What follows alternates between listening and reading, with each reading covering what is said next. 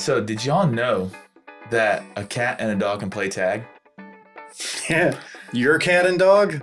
Yeah. So I have an orange cat, right? I wanted an orange cat because of Garfield, right? Because Garfield. Well, this cat's the most high maintenance cat in the world.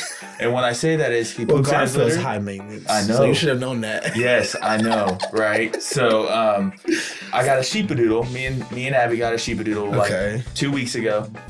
And he's a cat.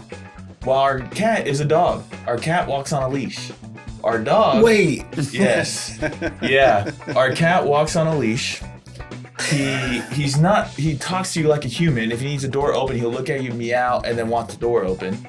Crazy, right? Well, you know those scratch pads that cats use? Uh-huh. Our dog uses it now more than our cat to file his nails. And then on top of that, every morning, 5 a.m., Tex, that's his name, the cat, will come in there and like tag him and run away and rile up the dog.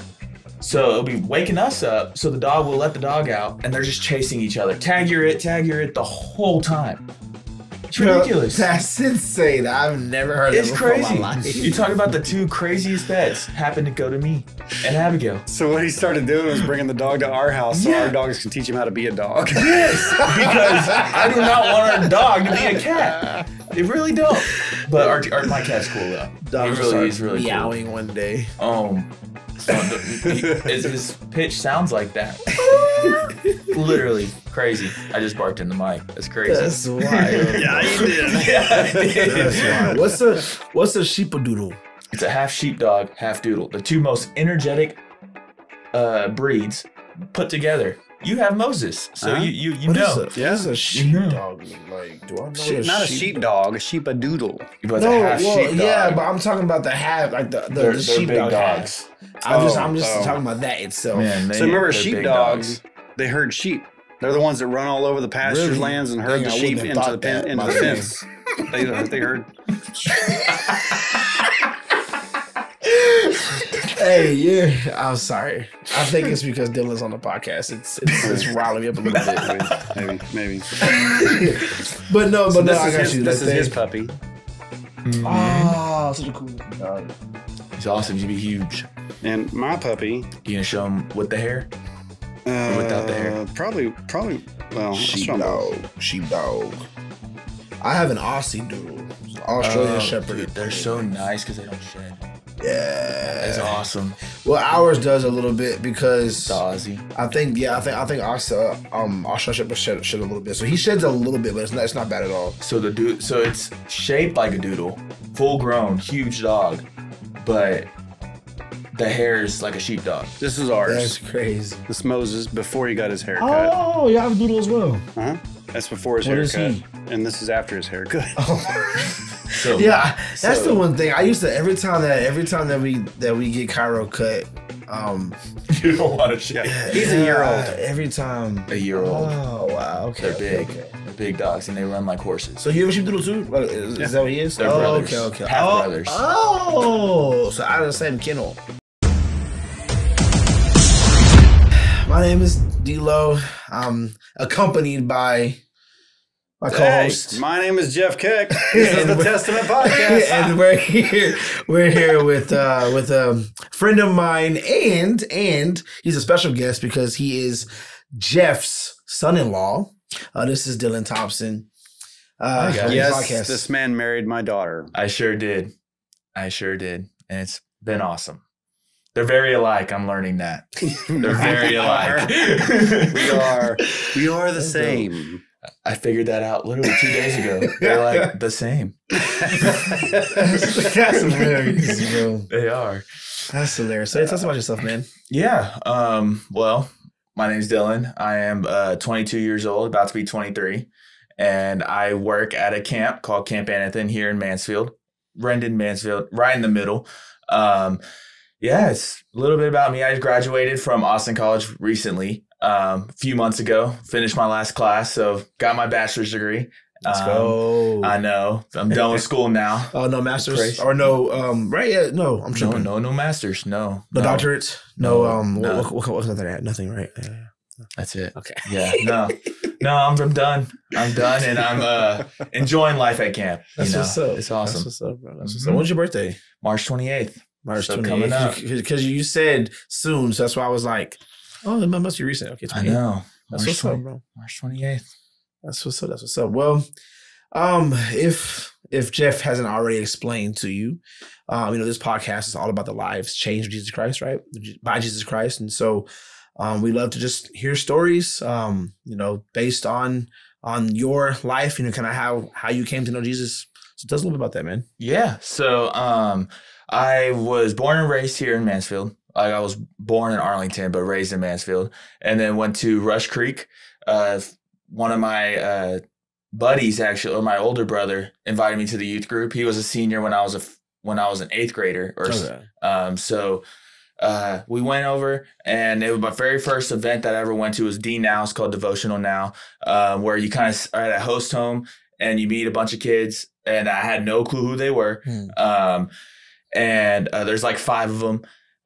Great guys, still best friends to this day. That's cool. Yeah, so D Now. I've always grown up in church, but you only go to church when you're young, and when you do go young, you're there because of your friends, right? Yeah. So when I went, D Now, there was a song called "How Great Our God Is" or "How Great Our God," and it just spoke to me. Like it was like one of those feelings that you get, like, okay, well, what I've been doing is not what I should actually be doing as a Christ follower.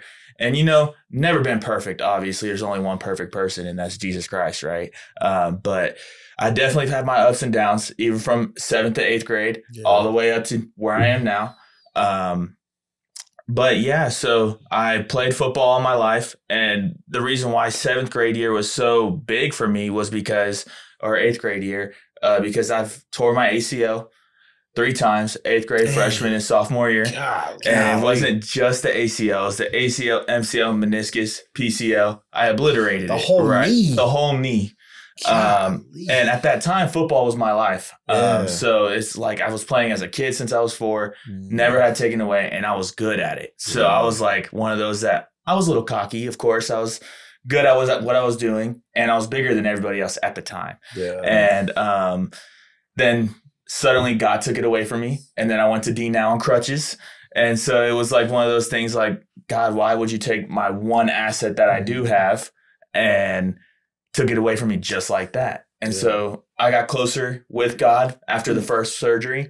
And then I go back freshman year, ready, pumped, start high school ball. First day of practice, tore my ACL, everything again. First day of practice. First day. It wasn't even pads, man. It wasn't even pads. Are you sure you're not telling my son's story? Yeah, I know. Me and Daniel are very alike. Wow. And then I came back too fast, 6 months. Should have taken a year and a half. Came back in 6 months, tried to play sophomore year, obliterated it again. First day of practice. So I didn't even have pads on again. So tore it all again. Again, I'm sitting here sophomore year. I'm like, God, like I did all this. Is this what you want me to do? Actually, I was going to make sure it's what you want me to do, right? Because at that time, I didn't know what God's plan was. I knew sports was it. And took a year and a half of recovery on that time. And I did it right. I grew really close with God just because at the darkest point in my life, I felt like it at the moment is where God came in the most, right? So dealt with that one. And then junior year, I started on varsity, which is awesome. And from there on, crazy enough, junior, senior year, I got a scholarship to play football at Austin College. And then guess what happened? Dislocated my shoulder. It's tough. And at that point, I was going to college and kind of stepped away from my faith. Like you get in some bad crowds where you're not really supposed to be doing the right things, staying out late, not studying because high school came really easy. I learned my freshman year of college that it wasn't going to work out. I had a 1.7 my freshman year of college. Yeah, that's how you know I wasn't doing anything right. Don't you get a 1.7 just for showing up? Basically. I mean, I turned in my grades and then it was, here you go. But I had a 1.7. Got sat down with the coach. Crazy enough, when you play football, they said all you need is a 1.5 to play. So I was like, crazy. yeah, I know. And that's insane. So I was like, man, okay. Well, they're like, Dylan, you got to get up to a 2.0 when you're a sophomore. I said, it's going to be easy, right? Yeah. Well, that was COVID year. And so COVID saved my life, honestly, from college. Yeah, because my grades were downhill. When I went to virtual, I had to go to every class because I was at home. I couldn't. That was my accountability, right? I had no friends to go out with. I had nobody. And so I was like, yeah, I guess it's the only thing God's plan, I guess, right? Yeah. So did really well. I got a 3.8. Okay, there we go. Yep. There we go. And so then junior year, come back from my recovery in my shoulder, and they had switched me I was an old offensive lineman for the longest time. I was about 280, 290. They had me drop 35 pounds in order to go to defensive line. Sheesh. And so dropped 35 pounds, not in the best way. I was eating lettuce, running, and that was it. That's crazy. So dislocated my shoulder again. The same one? Same one. And so at that point, I was like, okay, God, you're helping me get my degree. So I think I should step back from football at this point, or I won't have a body. Right. I'm feeling the repercussions right now. Yeah. But so then I finished after junior year. I stopped my senior year, and then met my wife at Camp Anothen when I was a counselor. And when I went there, I wasn't so close to God. And so then after the summer, I became very close with God. Just because you get that camp high, right? Yeah. And then you go back into college and temptations are there, but you learn to weed them out. I got into a fraternity that was actually really good for my faith because they were very strong on academics. There were no drugs, no nothing, right? So they wanted you to. It was awesome. You don't hear that out of fraternities. I know that existed. Yeah, I know. And that's crazy. The crazy part about it was they were all athletes.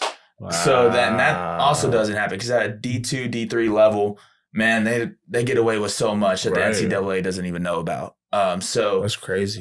They helped a lot. And then also dating my wife at the time also kept me very sane too because she was really strong in her faith. Yeah. And I wanted to be strong in my faith as well. So through that time, I became very strong and realized that, okay, God, you got a plan. What's my plan?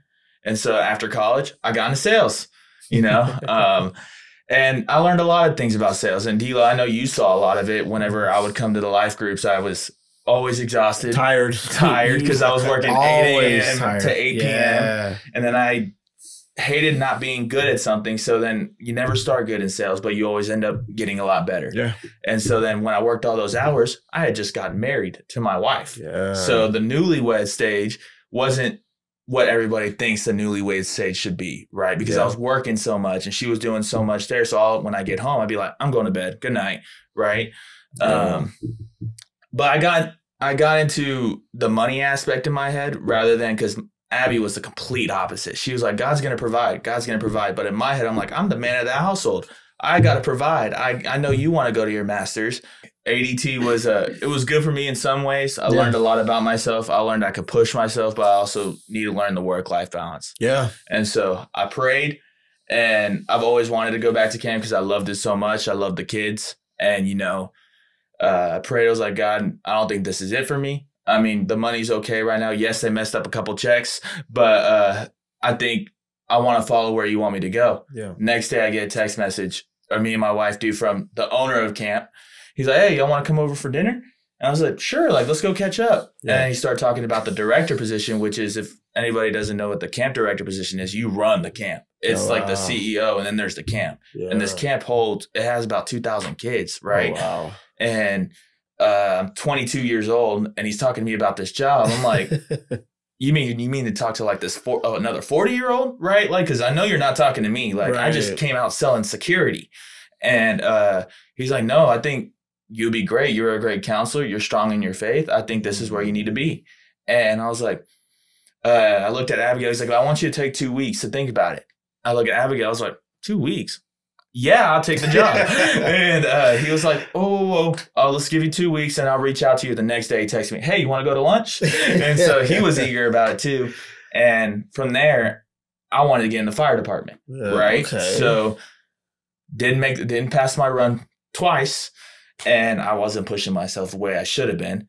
So I thought my route was the fire department, do this for all the fire department. Right. And then God puts in camp back in my life. Yeah. And a little bit of backstory, I know I'm kind of jumping, is when I was 16, I worked at Thurman. And then I left to go work at Chick-fil-A. And then I went back to Camp Anothen, which was a different camp, but were previous owners of Camp Thurman. Mm-hmm. So then I went to Anothen, and then I go into sales. And now where am I? Back at Camp Anothen at a full-time job. Yeah. Right. So that's a full circle for me. It's where I met my wife. That's crazy. So that's dope. I know God is doing crazy things right now. His work-life balance is awesome. I know the summers are going to be a little bit more busy, but it's better than 8 to 8, right? Monday through Saturday. And Jeff, you even know that you barely saw me when I was working at ADT. You'd only see me Sunday, and I'd be exhausted. So it was like one of those things. God did it for a reason. I have to realize that it's his plan, not my plan, right? And I think we all still struggle with that sometimes. So that's where I'm at right now, and it's interesting because we've talked about this before. But failing the fire test twice, I don't. Even if you were at your best, I don't think you would have passed. I think this is where God wanted you right now and needs you right now. Absolutely, and maybe those two, failures were his way of saying, like, fireman, maybe one day, maybe not right now. Exactly. So, I think that's. I love your story also, but when you said you were saved at what, 12? Is that right? Mm-hmm. Okay, so when you were saved at 12, was there a desire at that point? I know you said you strayed away for a little while, but was there a desire at that point to really dig deep into who Jesus was in your life? Yeah, absolutely. And a big part of that came from missionary work. So like me and a lot of my friends, that the 5 guys that I'm still really close with, we would go on mission trips during spring break. We'll go to Missouri. We'll go to Austin, different things. And I loved it. So from there on, I knew I wanted to be in a servicing environment. My mom always had told me, it's like, Dylan, like the fire department, it's great servicing. It's what you want to do. I think it'd be a great fit. And I'm like, absolutely. Like anywhere where I can serve, I know money will just come, right? Until I hit sales. And then I was like, well, I got to make my money in order to well, provide. Then you started thinking I can bring the money, right? Yeah, absolutely. And it became more of a pride thing rather than like I wouldn't tell Abigail like, hey, like this check was smaller than the others. I would, it's just like dumb little things that I shouldn't have been doing that I should have been doing, not in a newlywed stage, right? At all in any marriage. I think money is one of the biggest things what causes marriages to get in a lot of arguments, right? So, and I made that to her, like before we even got married, I told her I did not want money to be the issue. And guess what? I was the issue with the money. And so, it was crazy that had a lot of stress on me. And then it was also what I was doing. I didn't enjoy what I was doing. I was doing it because I had to.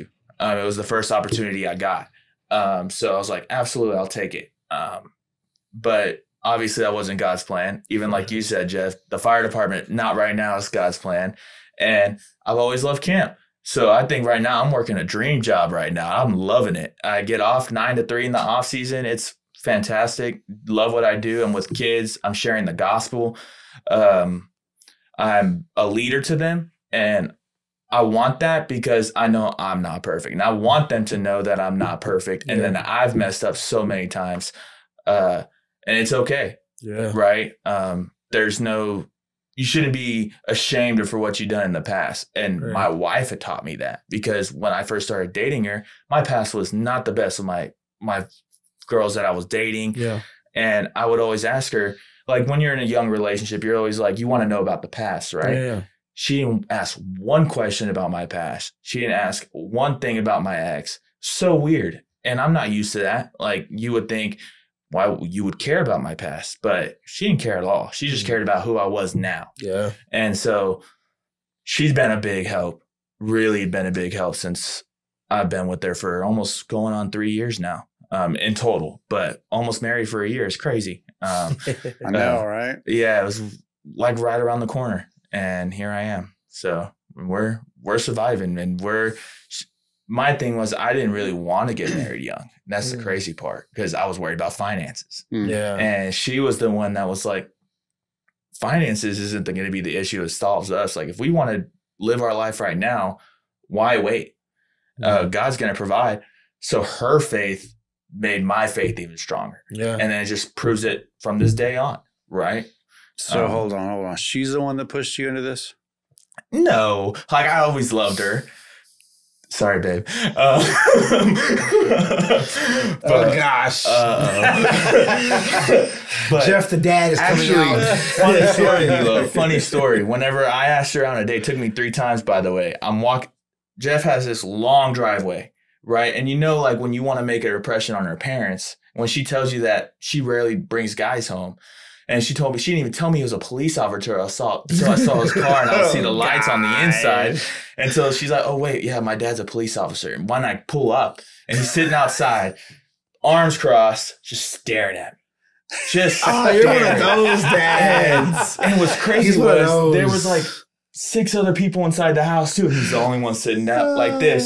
Just imagine walking a mile hike, it felt like. Just him staring. And I'm like, please don't fall. Please don't fall. Like, I'm like, and I look at him, he's like, first thing he asked me, you do drugs? And I said, that was the first question he asked me. And then I turned red and I was like, I mean, that's not what I'm expecting. I'm like, my name's Jeff. Yeah, no, that's exactly. what I'm expecting. The first thing out of his mouth. Yeah. And I was like, no. He's like, I'm just playing with you. Come on in. I was like, wow. Funny. Sorry, I was a little sidetracked. But Jeff's the dad to put the gun in his head and be like, so, what are your intentions with my daughter? And you know what's crazy? Abigail told me this, like, my dad's not strict at all. Like, he asked about my life and stuff, but he's not really strict on me. I'm like, oh, okay, he's going to be good. He's going to be cool. Guy. Yeah. Be cool. Get that question. I'm like, you lied to me. Like, what? Dylan went from being okay to sweating bullets. And then I lost my car that night and had to call him. You know how embarrassing that was? Was it embarrassing to call me, or was it embarrassing to tell her that I told her walk not around to. downtown you lost your car? Well, it was an hour later she figured out that I lost my car. But yeah, I lost my car and then the same night? Same night. Yeah. I thought that was their first date. You lost it, or it got like towed? No, he just couldn't find it. Forgot where he parked it. Forgot where, because we went on an adventure. We walked around Times Square, and you know when you're caught up in the moment, and you're like, man, this girl's awesome, and then it starts raining on you, and I'm like, ooh, where do I go? And yeah, he got on the phone. He's like, I didn't even help y'all. You ended up finding it yourself because I'm like, well, what buildings were you around when you parked? I don't know. I was like, a CVS. He's like, well, there's a lot of CVS's. And I was like, oh, this is not a good start, Dylan. This is not a good start. So, oh gosh. So what's going through your head as a dad? First time meeting your, the boyfriend of your daughter, and he can't even find the vehicle that he took your daughter with. Okay, so to be honest, I wasn't concerned about him at all. So she had already talked him up. She had already fully explained. One of the things that she loved about you from the beginning was your faith in Christ too. And so she loved that about you. And she was like, she didn't date much. Okay, I think she had 2 boyfriends before you. Each were less than a week apart in length, because they didn't live up to her standards. She has high standards, and that's great. Yeah, but one of the things she said was, no, he's a Christian, Dad. He's not just a Christian. He's a strong Christian. Mm-hmm. And I was like, okay, that's awesome. Well, look, if my daughter says that, this guy's good to go, I'm going to mess with you. Yeah. But there was no negative impression. Yeah. That's, even if you lost your car, I just thought it was hilarious. I'm like, well, I'm sweating bullets. I can drive out there and help you look for your car if you want. But, you tell me you parked somewhere in downtown Fort Worth and you expect me to tell you where you parked based on the fact that you just parked. And that's how by construction cones. No, there's a bunch of construction. No, I can't help you with that. But hey, good luck. Let me know if you don't find it. We'll come help. Look, I didn't have any preconceived ideas except that if my daughter was for this guy, I was for this guy. That's legit. That's cool. That's dope. That's really dope. I hope one day if I ever have any kids, they that is kind of that. I know how solid they are to know. You know what I'm saying? Like, that's really dope. That you're like you just know like, oh yeah, if she picked you, then I know you're solid. You know, like you don't question it. 100%. That's Both really my cool. daughters are that way. That's really 100%. cool. Yep. That's really cool. Yep.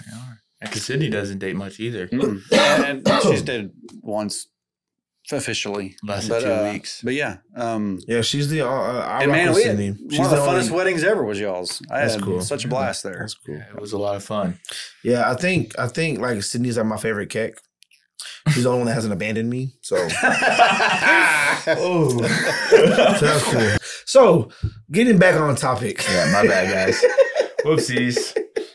No, yeah, kind of give us some more details about. I know you've talked about Camp, Anothen, a bunch, right? You brought it up. What exactly is like Camp Anothen? Yeah, so it is a day camp for kids, and we are a Christian organization during the summer, right? During the summer, Okay. and in the off season, we're a preschool. So so like when it's not the summer, we're doing a preschool and through kindergarten. And then in the summer is the summer camp. So you don't direct over the preschool. I don't though. I'm just the summer camp. And so Emily, she's the preschool director, and she's fantastic at what she does. Yeah. Like she keeps me organized, and I am not organized. But you always need somebody that can work that you can work with to keep you organized. You know. Sure. And so so it's a day camp, and we have counselors that are from 16 to 20 or 21. And they basically have their 10 to 12 kids. These kids go zip lining and they play Gaga ball. We call it Anothen ball or Jerusalem. So many different areas. We do capture the flag. But what's so cool about this is that we also have an LIT program. And so those are for kids that are too young to work, like in order to work a job. So it'll be like between 7th and 8th grade to sophomore year of high school. Okay. And so what's cool about that is that they learn a lot of leadership skills because they're around the counselors that they're looking up to, and they are learning about God as a lot more than what you would as a 7 and 8 year old. Cause you're, like I said, you're going to church with 7th and 8th grade and you're just seeing your friends. Right. So being in that environment for them is amazing. And it's crazy to see now when I was a counselor 2 years ago, or 3 years ago now, those LITs are now counselors and they're driving. And I'm like, what is going on? Yeah, like but they're still there. Yeah. And that's what the crazy thing is. When you go all the way up from a camper to LIT to a counselor, it's like you're growing as a person, right? Yeah. And in your faith, and you're making friends for life. And that's why I love going. Like it was such a blessing for me to go back, because now it's like a full circle. And I'm now, the way I was impacted by it, I can do it for them, right? In my own community, right? Where I was raised. And so I think that's awesome. And so that's a little bit about Camp Anothen. Anothen also just to clarify, you have campers, you have LIT, which is unpaid. Yes. But they're in leadership roles. So like assist the counselors maybe? Yeah. Okay. So they're kind of like junior counselors. And then you have the counselors that are paid roles. Correct. When you met your wife, y'all were both counselors. No. She was not a counselor. What was she? Supervisor. Okay. She was your boss. Yes. Okay. That's okay. I'm just making sure everybody knows that when you met your wife, like she wasn't a camper and he was a counselor, okay? No, that's not at all what the case was. She was a supervisor. She was a supervisor. My mind didn't even go there. And I didn't think that either. My mind didn't even go there. Just making sure we're all clear here. For sure. Yeah, and the first name that I told her my name, I introduced myself. But she called me the white t-shirt guy because that's all. I was wearing a white t-shirt when she met me, so she didn't remember my name. The white t-shirt. Wow. Because think about this. Think about a 20-year-old guy pulling up in a Mustang with his hat backwards, chains out, short shorts, like going into this like a fraternity guy. I didn't look like I was the nicest guy in the world. So she got the first impression, right? Which is like, I get it. I get that impression a lot sometimes until you start talking to me. Yeah. And then I think she fell for me a little earlier than she says she did. But I think so. But what's cool, the LITs and the counselors all have these nicknames. What's yours? Maui from and Moana. And my daughter's was Goldie. Because she has blonde hair. Daniel worked there, actually. My son worked there as the LIT. And I was closer with him than that. that's how I kind of got close to Abigail, was because of Daniel. Because Daniel because we were, the kids that I had were 6th graders. They were really close for his age. So they didn't really want the LIT, like the younger LITs, close with the age. But Daniel found some way to sneak onto my group every week. That's crazy. And guess he was in a cast. Daniel was that summer. It was just, that's how I got close with Abigail, was because of Daniel. Yeah. And me and Daniel have a really good relationship right now, too. That's fire. DK. So his nickname was Donkey Kong. DK. Yeah. Okay. And he's actually coming back to work this summer, too. And he seems pretty excited about it. So that's cool. Yeah. But that's a little bit about Camp Anothen. Yeah. Okay, so you worked for Chick-fil-A, you worked for Camp Anothen, Camp Thurman, you sold home security systems and stuff, and you try to be a fireman. Now you're back at Camp Anothen, you were a counselor at Camp Anothen. So all these different things that you've done in your life are service-oriented stuff. So why do you feel like you need to do a service-oriented job, and how have you seen the Lord just kind of work through those positions you've been in? Because it's fulfilling. It's very fulfilling in every way possible. Money's never the answer, and I learned that in sales. Right. I learned that money isn't going to make you happy, because you're going to work twice as hard for it. And then your social life, your social battery's down. Yeah. Like you guys had a bunch of events, basketball on Wednesdays, and then y'all would go do other things. And I could never attend because I was always working. Yeah. Right. So I was trying to provide. I thought my head was in the right mindset. But at the end of the day, I was really doing Abigail wrong.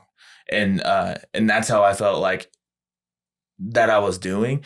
But what I was doing, what I thought was servicing, was because I was helping people protect their new homes that they just got, right? Yeah. So that's the servicing part that I did fall in love with. And it's so beneficial and it's so fulfilling for you, because then it feels like you can go do other things and feel good about yourself, but also knowing that you're doing it for him and not just for yourself, right? Yeah. You're doing it for God. And because he's going to provide for you in any way possible. And no matter what it is, the tragic, like when you go through tragic times, and I know I'm 22 years old, I'm going to have a lot more, but the tragic times when you see God the most. And I don't think people really understand that, because they're always asking, why God? Why are you doing this? And then after the fact, you're like, it's a lesson, teaching you a lesson on why you're doing the things that you were doing. And like, for instance, like ADT, it got to the point where I would try to give them the best deals, and because I wanted to do them right. But I was also messing myself up because it's sales, right? Yeah. But at that point, I was like, I'm fine with it. Like, as long as they're happy, I'm happy. More customers are going to come. It's just the way God has it planned. Mm-hmm. But I did learn a lot of skills from it, right? Yeah. You can still learn a lot of good, and I also learned a lot of bad things about it. So now I'm using some of the skills that I learned from sales, a lot of things that I learned from Thurman, things that I learned from Chick-fil-A, because Chick-fil-A, they're the most respectful human beings when you walk in. So you learn to be respectful there. And I worked at Chick-fil-A for 6 years, all the way through high school, through college. So it's just learning experiences. I know it's just starting for me, right? Yeah. So at Camp Anothen, when somebody says thank you, do you say my pleasure? I do. And you know what? It is a great habit, because it catches them so off guard. And you know what's crazy about that is that I caught myself doing it at Chick-fil-A. I was in the Chick-fil-A line and they were struggling on the monitor. I was like, oh, you just forgot to do this, this, and this, and this. And they're just looking at me crazy. And I'm like, what, did I say something wrong? They're like, you work at Chick-fil-A? And I was like, well, I did. And they were like, oh, well, thank you so much. I was like, my pleasure. And I was like, and then they look at me again. They're like, okay, like, you're not even wearing your uniform. You don't have to say my pleasure. But I'm telling you, it's crazy that I still say it to this day. It's awesome. But there's a lot of people out there that think if you say my pleasure first before the Chick-fil-A person, they're going to get a free chicken sandwich. That's not true. So don't do it. But it's a TikTok trend. But anyways. So as your marriage has just begun, tell us what you look forward to the most as you and your new bride, my daughter, are beginning your lives together. Where do you see yourselves in 10 years? I couldn't even tell you, because it's not my plan, right? Obviously. Yeah, obviously it's not. But man, I see us learning something about each other every single day. And like, we've almost been married a year, and every single day I'm like, why?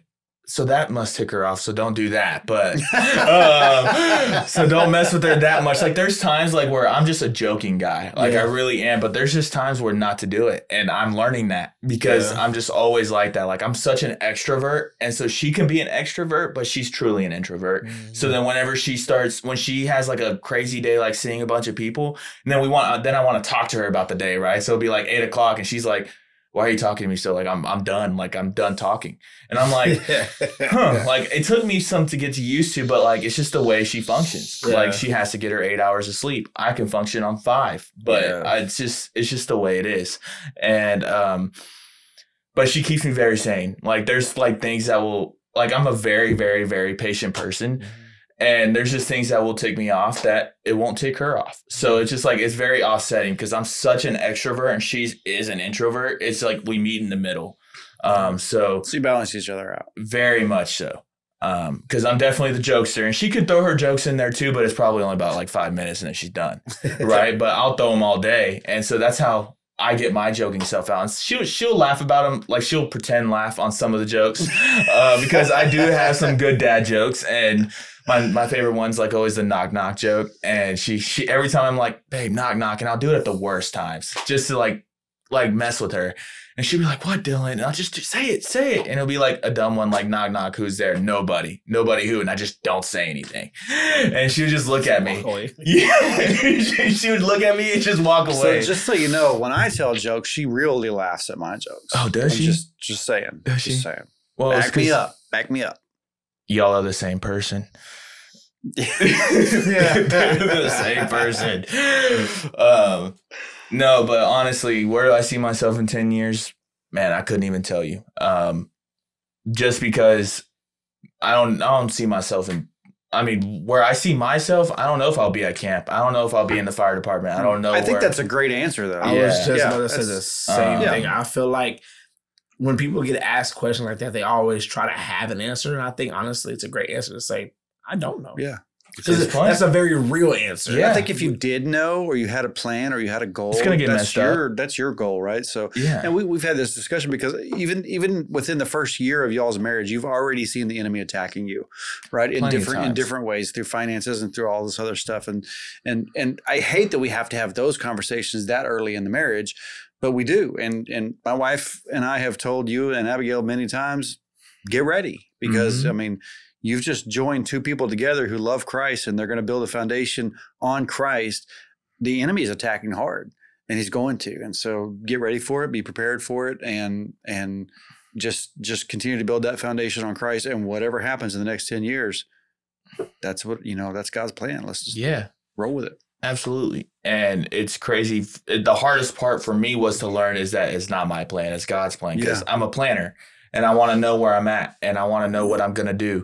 And that's why I wanted to wait for a little bit before I proposed. And then it just was, she was right. Why try to plan out your life? 10 years from now, you're not going to think that's perfect. And what, you think I'm going to wait 10 years to get married? Yeah. I'm holding her back, right? And so I had to get that in my head and realize, yeah, you're right. And if we're going to sit here, I remember this quote that she said. She literally told me, she's like, Dylan, I don't care if we eat TV dinners every single day.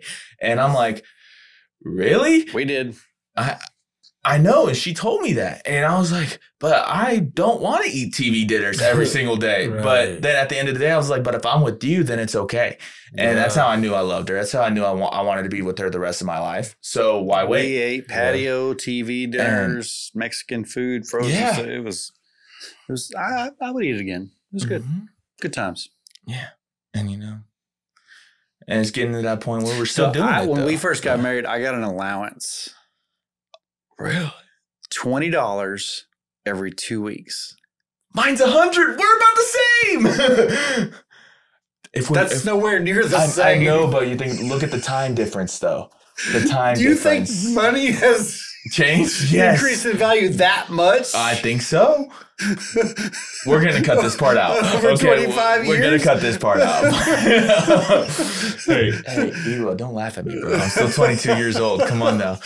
Granted, I can tell you that my $20, like I could go to Taco Bell and get a meal for $4 back then. That's what I'm saying. You can't do that now. I get it. You can. I get it. No, you can't. You can't download the app, bro. Hey, You talk to me? Hey, D-Lo, brother.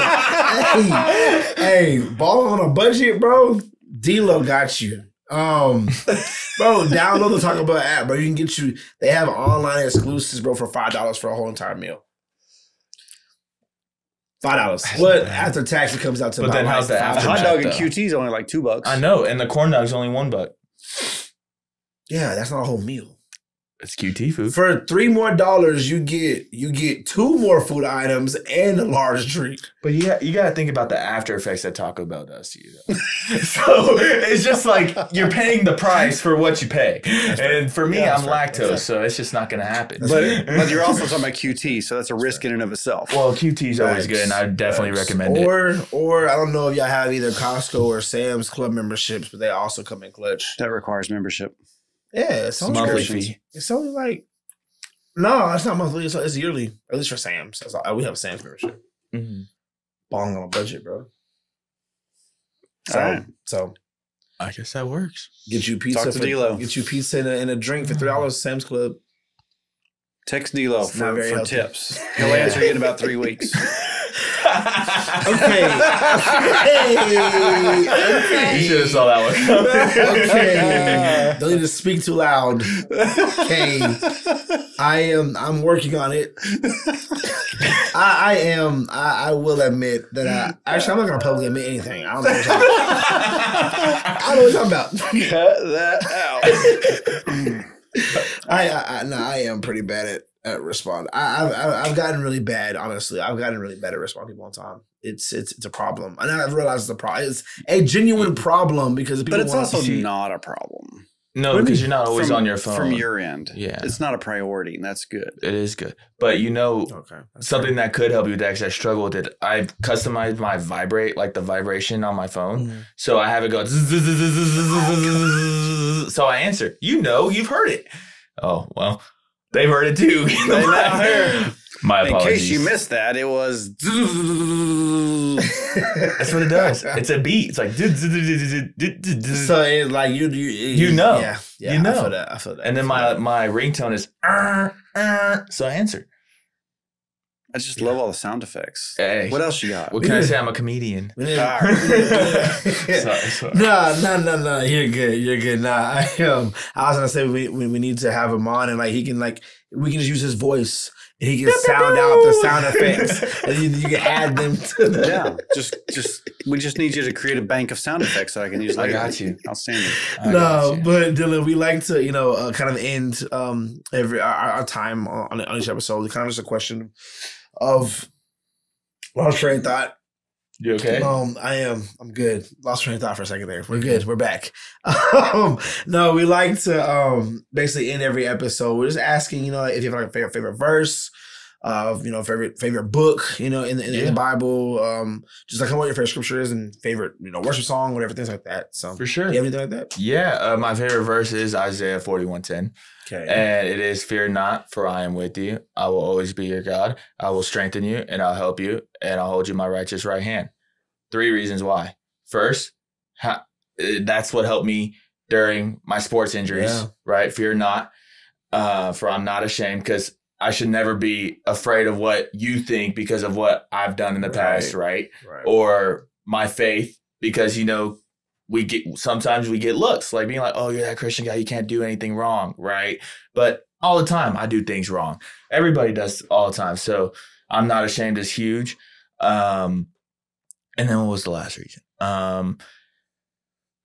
Brain fart. But you can see that it's very passionate. I actually have it on my bicep. No, that's fire. So it's one of my favorite, and it was my first tattoo. So it's done a lot. And it's because short story. Sorry, guys. But the reason why that's also one of my favorite verses, because I went to, have you ever heard of, it was like this retreat, and I had heard Isaiah 41:10, fear not. And I was like, oh, it's such a cool one. And they asked me to do like a devotional for them. And so that was the verse I used and how it helped me through my testimony.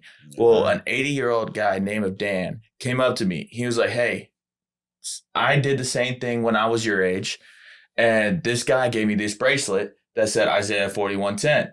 And I feel like, he said, give this to the next person that I feel like will benefit from it. And he's like, for some reason, I was wearing it today. you were talking about Isaiah 41:10, so I'm gonna hand it off to you. That's fire. So it's just always stuck with me. Yeah. So it's like that's a cool. God thing too, right? Yeah. There's things that we can explain, things that you won't ever understand, but it's faith, right? Yeah. You have faith in God, in Jesus, it's gonna happen. And so yeah, it's my favorite verse for sure. Outstanding. Dylan, before awesome. You leave, for anybody out there who would like more information for your kid to go to camp, or your kid to be an LIT, or your kid to be get a summer job and be a counselor or something like that, how can they find out more about Camp Anothen? Yeah, so you can go to the website, just look up Camp Anothen, and then you press on careers. I was just Camp CAMP Anothen. ANOTHEN.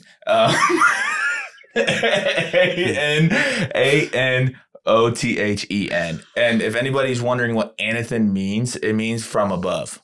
It's Greek. So it's campanothen.org? Yeah, .org. Gotcha. And my number's also on the website as well. So if y'all need to reach out to me, answer any questions, I'm happy to answer. So it's a good time. And if you don't think getting paid for have fun is not worth your time in the summer, man, it so is. Dylan will come to your school. He'll come to your youth group. Absolutely. He'll come anywhere and speak about the camp itself and about employment opportunities for your kids. Dylan, man, thanks for coming by. Thank you guys for having me. Yeah, I really appreciate it. I don't have any food. He always eats my food when he comes to my house. He offers. You know, I've actually had a thought about that, but I don't know how it works sound-wise. Like having food and eating on podcast. Folks, if you want to learn more about who Jesus is, visit us at thetestamentpod.com. That's thetestamentpod.com. And click on the gospel message at the top of the page. Also, you can click on the Testament Podcast tab and learn more about our podcast and see what our most recent episodes are that we've launched.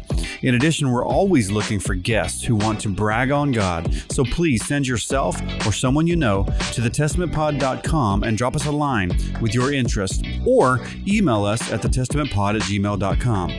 We'll send you all the information we need in order to book you for an interview. Remember, do your part. Help us get these testimonies out there. Follow us on Facebook and Instagram, and then like and share our posts so your friends can see what we're doing too. So thanks everybody for listening. Bye.